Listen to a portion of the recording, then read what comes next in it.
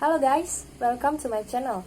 Bagi teman-teman yang mau belajar bahasa Yunani, yuk kita belajar bersama-sama. Saya akan menjelaskan secara singkat dan sederhana agar teman-teman dapat memahami dengan baik dan mempelajarinya di rumah. Nah, apa saja yang perlu kita pelajari? Yang paling gampang, yaitu yang pertama adalah alfabet Yunani. Kita harus mengenal alfabet Yunani terlebih dahulu. Kemudian kita selanjutnya akan bisa menyelesaikan tahap-tahap selanjutnya. Yuk kita belajar bersama-sama. Selamat belajar. Oke teman-teman, kita langsung saja belajar Yunani bersama-sama. Nah, seperti saya katakan di awal tadi, yang pertama yang harus kita pelajari dan harus kita ketahui adalah alfabet Yunani koinenya. Nah, di sini saya akan menjelaskan secara singkat dan sederhana mengenai huruf-huruf yang ada di Yunani koina. Di sini ada huruf A. Huruf A ini namanya adalah alfa, ya. Di sini ada huruf B, namanya adalah beta. Kemudian gamma, ada huruf delta, ada huruf epsilon. Epsilon di sini transliterasinya adalah E, ya, atau huruf kecilnya adalah E dalam kurung pendek, ya, ini E pendek. Ya, namanya adalah epsilon. Kemudian huruf zeta, transliterasinya bisa Z atau DZ. Nah, bentuk hurufnya seperti itu ya. Kemudian huruf H, transliterasinya atau huruf kecilnya adalah E panjang. Ini namanya adalah eta. Kemudian huruf theta, huruf iota, transliterasinya huruf kecil. Kemudian kappa, nah, bentuknya sama ya, semua huruf besar. Kemudian transliterasinya huruf kecilnya. Ya, ada lambda, transliterasinya adalah L kecil. Kemudian huruf mu, transliterasinya adalah M kecil. Kemudian huruf nu, bentuk hurufnya seperti huruf V, tapi ini dalam Yunani dia disebut nu, atau kapitalnya N, huruf kecilnya N kecil. Kemudian ada shi, huruf omikron, transliterasinya adalah huruf O kecil, dan ini adalah O pendek. Kemudian ada huruf P, huruf Rho, ya, kapitalnya adalah P besar. Kemudian transliterasinya adalah huruf R kecil, ini disebut Rho. Kemudian huruf sigma. Huruf sigma di sini ada dua bentuknya, ada S awal dan juga S akhir. Maksud dari S awal ini adalah bentuk huruf S yang dipakai di awal kata. Biasa dia terletak di awal kata. Kemudian ada S akhir. Biasanya S akhir ini berada di akhir kata. Ya, bisa dipahami ya teman-teman. Kemudian huruf tau, ya, tau, kapitalnya T besar, transliterasinya huruf T kecil. Kemudian huruf upsilon, kapitalnya huruf Y besar, transliterasinya huruf U kecil. Ada huruf P, ya, transliterasinya huruf PH atau F. Ya, kalau bisa dicontohkan cara membacanya seperti Paris, ya, seperti itu. Kemudian huruf C, kapitalnya adalah huruf X, transliterasinya huruf kecil CH atau KH. Dan selanjutnya psi, yang huruf omega. Nah, di sini ada transliterasi huruf O kecil dalam kurung panjang, disebut O panjang. Tadi ada omikron. Nah, omikron adalah huruf O pendek dan omega adalah O panjang. Bentuk huruf Yunaninya seperti ada di layar teman-teman. Nah, ini untuk sekedar diketahui saja teman-teman, ini huruf vokal yang ada di Yunani Koina. Vokal pendek, vokal panjang, terus bisa panjang atau pendek, vokal terbukanya dan vokal tertutupnya. Nah, teman-teman, setelah kita mengetahui dan mengenal huruf-huruf atau alfabet Yunani Koina tadi, kita biasa mencoba mentransliterasi. Tetapi transliterasi akan saya gabungkan nanti dengan memparsing. Nah, sekarang kita fokus pada materi present aktif indikatif. Kita harus mengenal fungsi dari present aktif indikatif. Yang pertama, present. Present adalah fungsinya adalah menunjukkan kegiatan yang sedang berlangsung. Kemudian aktif menunjukkan subjek yang melakukan kegiatan, dan fungsi indikatif adalah menunjukkan realitas sebuah kegiatan. Ya, kita harus mengenal dan mengetahui fungsi dari PAI. Kemudian, sebelum mencoba untuk memparsing suatu kata, kita harus memahami unsur verba yang ada di dalam present aktif indikatif. Nah, unsur verba itu terdiri dari 5 unsur. Yang pertama ada tense, ada voice, ada mood, person, dan number. Ya, kita akan mengenal unsur-unsur verba dan saya akan menjelaskan secara singkat. Yang pertama, tense. Tense adalah elemen kata kerja yang menunjukkan hubungannya dengan kegiatan. Kemudian ada voice, elemen kata kerja yang menunjukkan hubungan subjek dengan kegiatan. Itu terdiri dari aktif, pasif, dan middle. Kemudian ada mood. Mood adalah elemen kata kerja yang menunjukkan hubungan kegiatan dengan realita. Dan person adalah elemen kata kerja yang menunjukkan apakah subjek yang sedang berbicara adalah orang pertama, subjek atau subjek yang diajak bicara orang kedua, atau subjek yang dibicarakan orang ketiga. Kemudian yang terakhir, kelima adalah number. Number adalah elemen kata kerja yang menunjukkan apakah subjek tunggal atau singular, atau dia adalah kata kerja yang berbentuk jamak atau plural.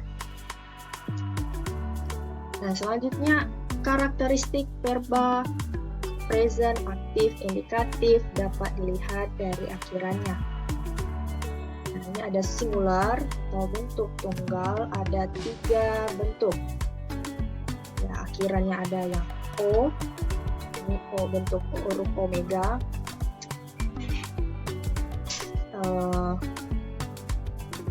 Ini bentuk orang pertamanya I, kemudian Ace itu orang keduanya you, kemudian A bentuk tunggal orang ketiganya he, she, it.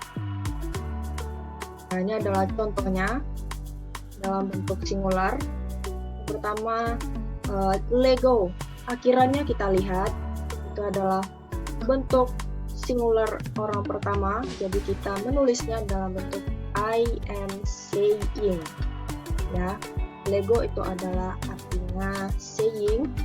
Jadi kita menuliskan kalimatnya adalah I am saying karena dia adalah orang pertama.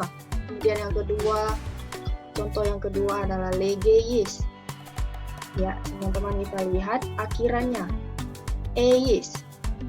Jadi kita menuliskan dalam bentuk you are saying karena dia adalah orang kedua. Jadi kita letakkan kata you di depan. Kemudian contoh yang ketiga adalah legei. Kita lihat akhirannya a. Jadi yang kita tulis adalah he atau she atau it is saying. Nah, kata ini orang ketiga tergantung dari bentuk kalimatnya nanti yang akan kita pelajari selanjutnya. Nah, karakteristik verba PAI dapat dilihat dari akhirannya ini dalam bentuk plural. Dalam bentuk plural juga ada 3 bentuk jamak akhirannya ya. Ada omen, ET, dan OSIN. Ya, omen itu we, ET itu you, OSIN itu adalah they. Ini masih berhubungan orang pertama, orang kedua, dan orang ketiga. Nah, contohnya dalam bentuk plural ini, yang pertama legomen. Kita lihat bentuk akhirannya, akhir katanya adalah omen. Jadi kita menuliskan dengan we are saying, we. Ya, di situ ada bentuk we are saying. Kemudian contoh yang kedua, legete. Masih di dalam akhirannya itu et. Ya, kita tulis bentuk jamak orang kedua you are saying. Kemudian contoh yang ketiga, legosit. Bentuk jamak orang ketiga, jadi kita tulis dengan they are saying. Bisa dimengerti ya teman-teman. Di sini ada legomen, legete, legosin. Itu ada we, you, dan they. Oke, selanjutnya kita masuk pada tahap memparsing. Perlu teman-teman ketahui, parsing adalah penguraian kata. Lalu bagaimana cara memparsing? Seperti yang sudah kita bahas sebelumnya, ada 5 unsur verba. Nah, unsur verba ini kita akan gunakan pada saat memparsing. Jadi kita langsung saja mulai parsing kata. Yang pertama, kita kasih contoh kata Lego.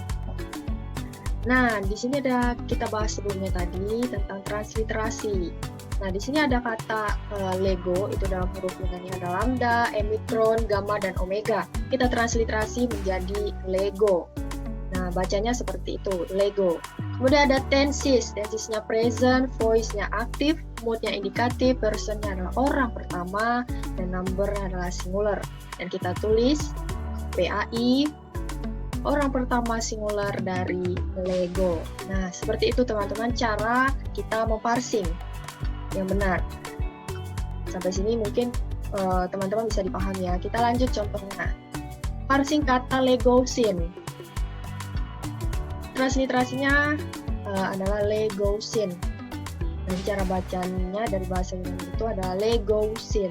Oke, seperti itu teman-teman. Kemudian tensesnya present, voice-nya aktif, mood-nya indikatif, person-nya adalah orang ketiga, number-nya adalah plural, dan kita tulis parsingnya PAI, orang ketiga plural dari Lego. Nah, jadi kita lihat akhirannya. Sekarang kita memparsing kata legosin. Tadi kita sudah menyimak karakteristik verba dari present aktif indikatif. Nah, ini di dalam plural, tadi ada omen, et, dan osin. Nah, di sini kita memakai kata legosin. Akhirannya adalah osin. Jadi, personnya adalah orang ketiga. Jadi, kita tulis di parsingannya adalah orang ketiga plural. Nah, seperti itu teman-teman. Sama juga sebelumnya yang Lego tadi, ya yang ini, itu juga kita lihat akhirannya. Nah, akhiran dari Lego itu adalah omega, ya teman-teman. Tadi di singular, bentuk tunggalnya adalah orang pertama dari singular ini. Nah, seperti itu teman. Selanjutnya kita masuk pada second declension atau deklensi 2. Setiap kata benda atau nouns Yunani itu terdiri dari case, ya artinya adalah fungsi kata benda dalam hubungannya dengan kata-kata dalam kalimat. Kemudian gender. Gender adalah kata benda yang terdiri dari 3 jenis, yaitu maskulin, feminin, dan neuter. Kemudian ada number. Number adalah kualitas kata benda yang menunjukkan apakah kata ini tunggal, singular, atau dia jamak, plural.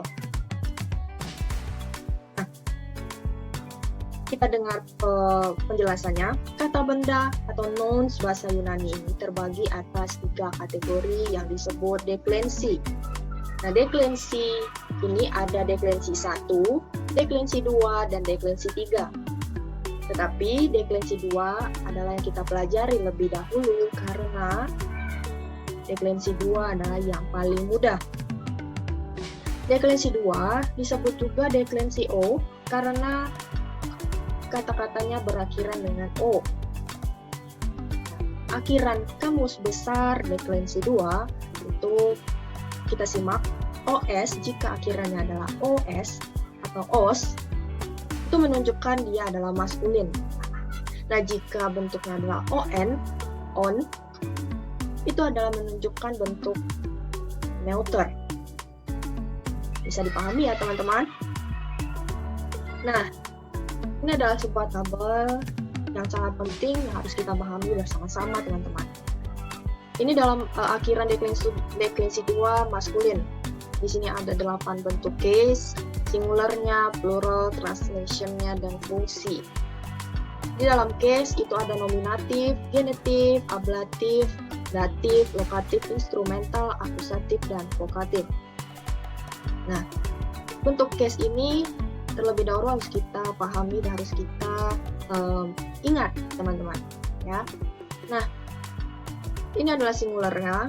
Singular adalah OS dan genitif ablatif itu ada memiliki bentuk tunggal yang sama yaitu O. Datif, lokatif, dan instrumental juga memiliki bentuk tunggal yang sama yaitu O. Dan akusatif bentuk tunggalnya adalah ON, vokatif bentuk tunggalnya adalah E. Ya, plural juga bentuk jamaknya adalah OI, genitif ablatif ON, kemudian datif, lokatif, instrumentalnya OIS, akusatif OUS, vokatif OI. Ini adalah translationnya yang akan digunakan pastinya dalam nanti kita memparsing. Ada the, of, from, to, for, in, with, by, the, dan o. Kita harus melihat bagian nominatif itu translationnya adalah dan the. Fungsinya adalah subjek. Genitif ablatif translationnya of dan from. Fungsi mereka adalah genitif sebagai deskripsi, ablatif fungsinya adalah separasi. Kemudian datif translationnya to dan for, fungsinya resepsi. Kemudian lokatif translationnya in, fungsinya menunjukkan lokasi atau posisi. Kemudian instrumental translationnya with dan by, itu fungsinya adalah sarana atau alat. Kemudian akusatif translationnya dan the, fungsinya adalah menunjukkan objek langsung. Dan vokatif translationnya o, fungsinya adalah seruan. Nah, sebagai catatan, atau the digunakan tergantung keberadaan artikel yang mengikuti nomina. Nanti kita akan belajar artikel, dan artikel ini juga sangat penting, jadi kita akan belajar selanjutnya habis ini ya, selanjutnya ini. Kemudian gunakan the apabila terdapat artikel. Ya, jadi tidak perlu bingung, jika di depan artikel, di dalam sebuah kata itu di depannya ada artikel, kita gunakan the. Tapi jika tidak ada, kita gunakan a. Oke. Nah, kita masukkan satu kata, yaitu adelphos.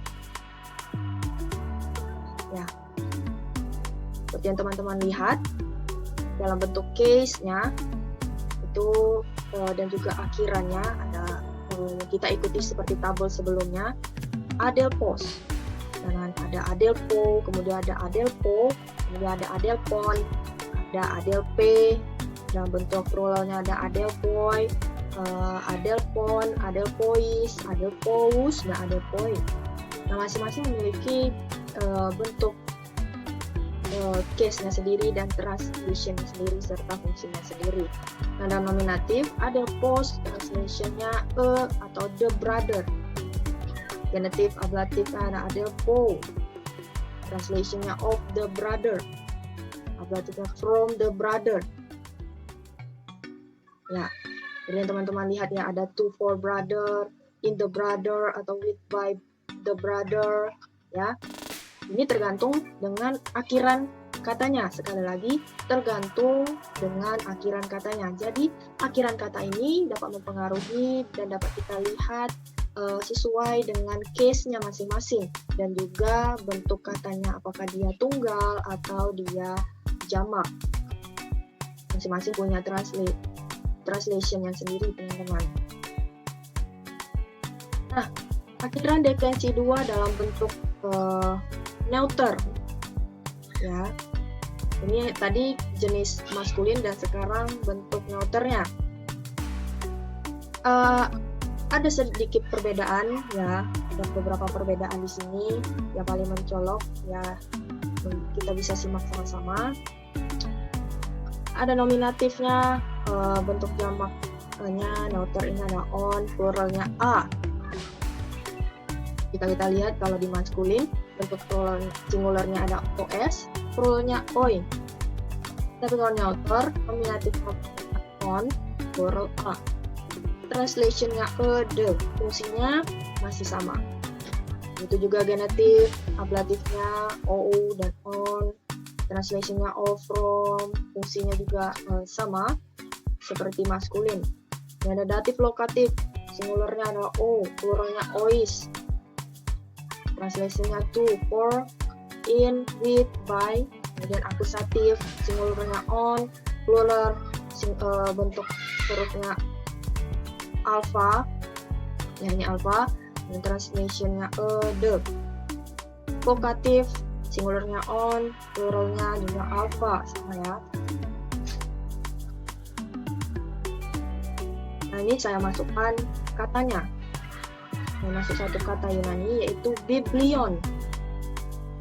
Jadi teman-teman lihat nominatif biblion itu di translation atau the book. Kalau plural ada biblia, ya kita ikuti akhiran katanya. Seperti tabel sebelumnya, ya nominatif pada akhirannya ada on, tapi kita di sini tulisnya biblion. Jika tadi nominatif pluralnya alpha, nah jadi kita tulis di sini biblia. Di akhirnya kita tulis alfanya. Dan translationnya adalah the books. Kita pakai s di belakang dalam bentuk jamak ya teman-teman. Kemudian genetif ablatifnya biblio, ya akhirnya o. Translationnya of the book, from the book ya. Kemudian datif lokatif instrumentalnya biblio karena akhirannya adalah o. Translationnya berarti mengikuti tabel sebelumnya, to atau for the book, in the book, with atau by the book. Demikian juga kata-kata selanjutnya seperti akusatif, vokatif, dan bentuk jamaknya pluralnya ya mengikuti akhiran kata seperti tabel yang sebelumnya ini. Bisa dimengerti teman-teman. Yang harus diingat adalah di sini adalah akhiran katanya. Akhiran kata ini dapat mempengaruhi atau bagaimana nanti kata itu akan diterjemahkan. Nah, di sini saya sudah memisahkan tabel maskulin dan neuter. Bisa teman-teman lihat singular dan pluralnya. Masing-masing mereka memiliki perbedaannya. Seperti nominatif dalam bentuk maskulin itu singularnya os, pluralnya oi. Tapi kalau neuter nominatifnya bentuk singularnya adalah on dan pluralnya alpha. Nah, teman-teman bisa lihat di sini genetif ablatif mereka juga sama, datif lokatif instrumental mereka juga sama. Kemudian akusatif yang berbeda adalah pluralnya. Kalau maskulin itu ous, kalau neuter pluralnya adalah alpha. Kemudian juga di vokatif juga berbeda. Di maskulin singularnya adalah e. Di neuter singularnya on. Di pluralnya maskulin itu oi. Di pluralnya neuter itu alpha. Nah, ini harus teman-teman ingat dan harus dipahami dan dimasukkan dalam pikiran kita. Jadi kita bisa ingat ini hal yang paling penting harus kita ingat. Nah, ini artikelnya yang saya tadi sempat singgung. Di dalam singular dan plural, maskulin dan neuter ada memiliki artikelnya masing-masing. Dalam singular, kadang-kadang ada maskulin neuternya. Case-nya di sini ada nominatif, genetif, ablatif, datif, lokatif, instrumental, dan akusatifnya. Ya, ini adalah artikelnya, ada ho, ada to, ton, to, dan to. Ya, kalau penyebutannya seperti sama teman-teman, tetapi kalau kita lihat bentuk huruf Yunaninya mereka berbeda. Ya, di singular nominatifnya, artikelnya itu maskulin ho, neuter to, genetif, ablatifnya sama artikelnya, datif, lokatif, instrumental juga sama artikelnya, akusatif itu maskulin ton, neuter itu to. Nah, di plural nominatif maskulinnya ohi, neuternya ta, dan genetif ablatif ada ton, sama ya, ton dua-duanya. Kemudian datif, lokatif, instrumental mereka sama, tois. Kemudian akusatifnya tous dan juga ta. Oke teman-teman, sekarang kita akan memparsing nomina maskulin. Nah, kita parsing kata yaitu karpos. Kita tentukan case-nya. Case-nya adalah nominatif, gendernya adalah maskulin, numbernya merupakan singular, dan translate-nya adalah the fruit. Nah, kenapa case-nya nominatif? Kita lihat akhirannya. Akhiran dari kata karpos adalah os. Seperti pada tabel, os berada di pada bentuk nominatif singular. Dan sesuai dengan fungsinya, merupakan kata subjek. Dan translate-nya benar ya, the fruit. Oleh karena itu, case-nya adalah nominatif, gendernya juga adalah maskulin. Seperti yang kita bahas di awal, suatu kata yang berakhiran os itu adalah gendernya maskulin. Kemudian kita parsing nomina neuter. Ya, pakai kata hieron. Nah, case-nya di sini adalah nominatif, gendernya neuter, dan numbernya adalah singular. Kita mentranslate-nya menjadi the temple. Nah, kenapa case-nya juga nominatif? Pada tabel neuter yang tadi kita sudah bahas, kita lihat akhiran dari hieron, itu adalah on. Pada tabel on berada di tabel case nominatif dengan gendernya adalah neuter dan numbernya adalah singular.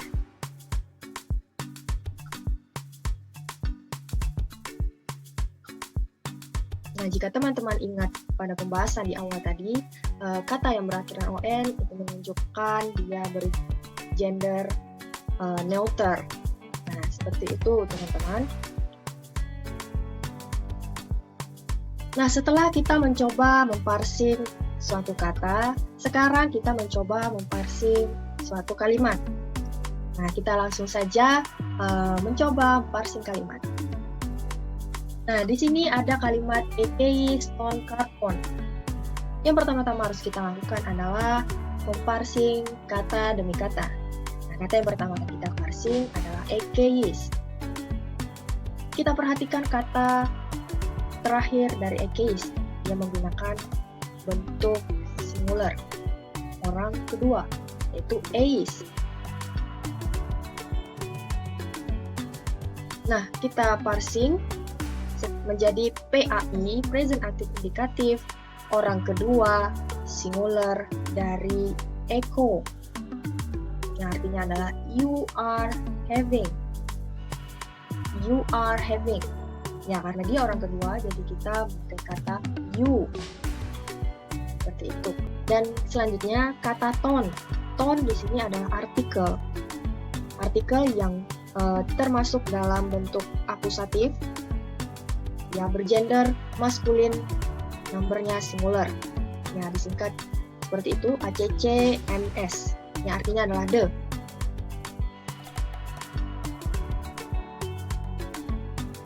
Kemudian kata karpon. Karpon di sini adalah akusatif, maskulin, singular, artinya adalah fruit. Nah, jika teman-teman bertanya, dari mana kita mengetahui tone merupakan akusatif? Nah, jika teman-teman lihat tabel artikel, nah, kita bayangkan saja artikel tabel ini adalah sebuah rumus. Nah, ini adalah rumus yang konsisten. Jadi, maksudnya adalah jika di depan kata ada artikel, otomatis dua bentuk ini, artikel dan suatu kata, akan saling mengikuti. Seperti itu. Begitu juga dengan kata karbon. Ya, begitu teman-teman. Nah, jadi kita tulis kalimatnya adalah you are having the fruit. Bisa dimengerti teman-teman? Maka kita coba selanjutnya. Kita coba kalimat selanjutnya. Nah, ini ada kalimat grab woman, toys adult boys. Seperti contoh sebelumnya, kita coba memparsing kata demi kata. Yang pertama, grab woman. Kita lihat akhirannya adalah omen. Omen merupakan orang pertama plural. Nah, jadi parsing yang kita tulis adalah PAI, orang pertama plural, atau kata bentuk jamak dari grapo. Yang artinya adalah we are writing. Kemudian ada kata toys. Toys di sini juga adalah artikel. Artikel, datif, maskulin, plural. Yang artinya adalah the. Kemudian, kenapa kita memilih dia adalah datif? Jika teman-teman lihat di dalam tabel dan juga kata yang ada di belakangnya, itu ada boys. Ada boys juga di sini datif, maskulin, plural. Yang artinya adalah the brothers. Seperti yang saya jelaskan tadi, anggap saja adalah sebuah rumus. Ini adalah rumus yang benar-benar sudah menjadi kesatuan mereka. Jadi, artikel dan kata yang ada setelahnya akan saling mengikuti. Nah, seperti itu teman-teman. Jadi, translate-nya adalah we are writing to the brothers. Jadi, kita susun saja arti dari setiap kata yang sudah kita uraikan tadi. Nah, bagaimana teman-teman? Sungguh mudah kan belajar bahasa Yunani? Dan bagi teman-teman yang belum memahami dan ingin bertanya, silahkan komen di bawah. Dan juga jangan lupa follow Instagram saya. Dan dukung terus channel YouTube ini untuk video-video selanjutnya. Sampai jumpa!